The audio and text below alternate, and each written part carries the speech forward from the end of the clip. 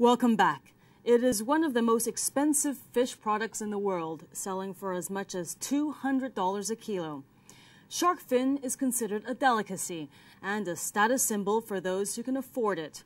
Most fins end up in Hong Kong, where they are turned into shark fin soup.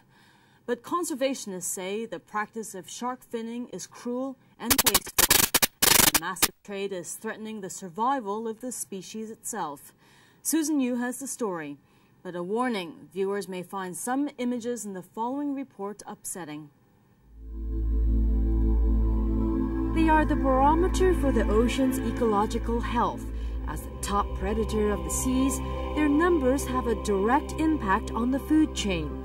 But today, sharks may be in danger of disappearing. There's up to 100 million sharks being killed a year. The United Nations has called on governments around the world to submit shark management plans because they're very concerned. So yes, we think they're endangered. Some species certainly are endangered. They've declined almost 80%. This is what campaigners want to stop in the high seas. Fishermen catching sharks just for their fins and disposing the maimed fish back into the water to die. To understand the trauma caused to sharks, prominent Thai politician and conservationist Kraisak Chunavan says you have to see it to believe it. I saw a whale shark being fished and being killed, in fact, for its fins. And then it was so large, it could not fit into the small fishing boat. They just chopped off the fins and threw the carcass away. It's scenes like these that have prompted even the author of the best-selling novel Jaws to take up the plight of sharks. In many parts of Asia, shark fin soup is a tradition at weddings and other ceremonies. But we have to realize that tradition can only go on so long as the resource exists, and if we keep overfishing sharks the way we are now, tradition will cease to exist because there will be no more sharks. It's as simple as that. Consumption of shark fins has ballooned in the past 15 years. Shark fin soup is considered a delicacy, and having it on your menu means status, at least in Asia, where an expanding middle class has meant a greater appetite for the fish cartilage. And the price tag for this so-called delicacy isn't cheap. Dried fins range from $30 to $400 for just over 400 grams. A single bowl of soup can cost up to $100. But money, it seems, is no object. Hong Kong's Sun Tong Lok restaurant is the city's leading shark fin establishment. Every day we serve about 300 bowls of shark fin soup, but on holidays, like Mother's Day, that number might be well over 400 to 500 bowls for one day. Most of our customers are locals, about 70%. Then we have about 20% of business from the Japanese. But right now, in the past few years after the handover of Hong Kong back to China, there have been more customers from the mainland.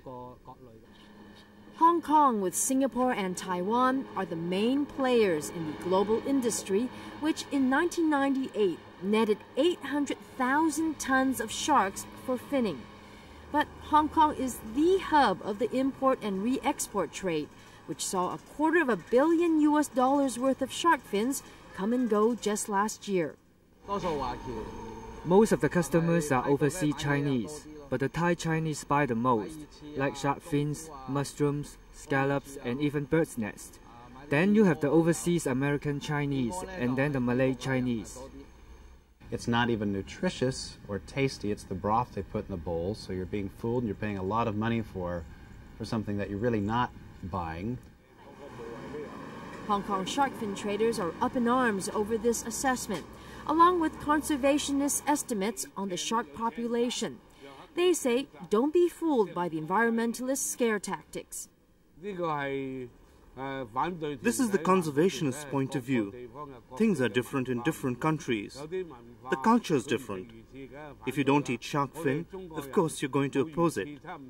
For the Chinese, if there's no shark fin, then it's like all foods are common. You feel as though something is missing. In Hong Kong, though, shark fin is hard to overlook. Newspaper ads abound with restaurant specials for the gelatinous soup. Hong Kong's tourism board even promoted the city as the destination for shark fin dishes and other delicacies earlier this year. But it was Citibank that ran foul of conservationists after it promoted a special shark fin meal for big spending customers on its website.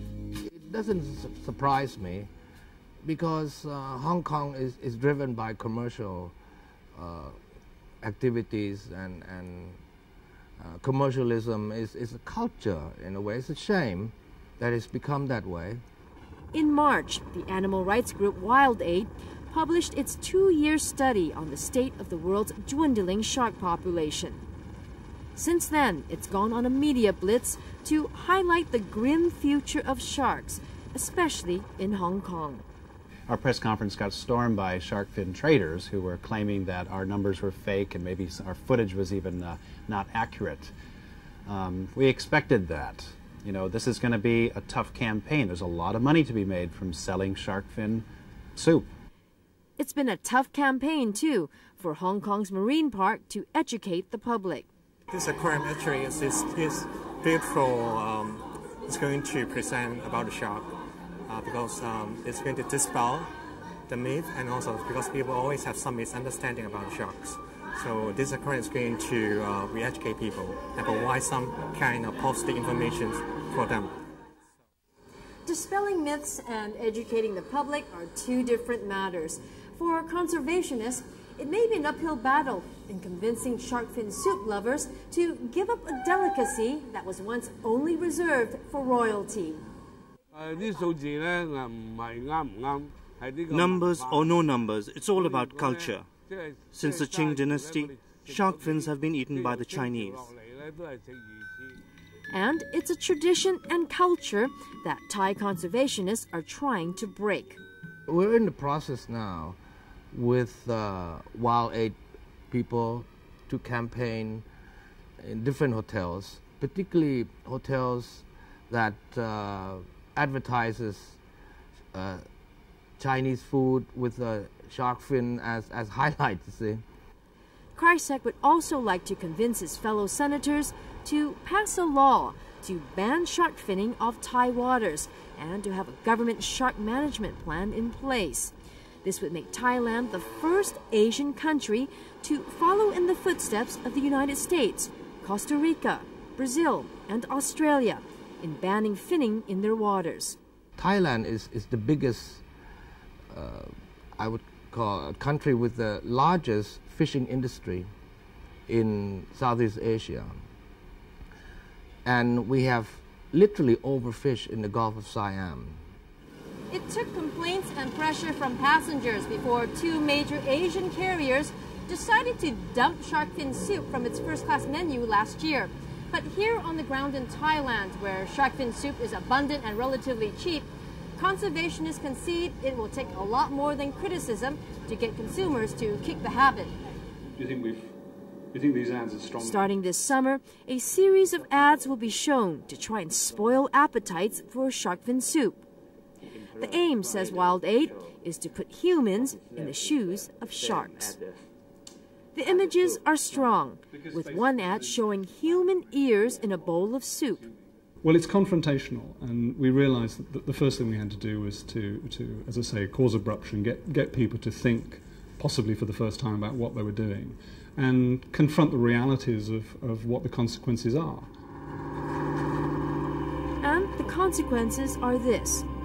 If finning continues at its current rate, conservationists predict sharks will be the first marine animal hunted to extinction by man.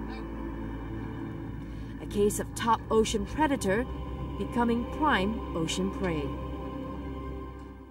The United Nations Food and Agriculture Organization has also recognized the shark crisis. It asked 190 UN member countries to come up with a shark management plan earlier this year. Wild Aid is also urging the world body to ban finning in international waters and to crack down on illegal fishing in marine reserves.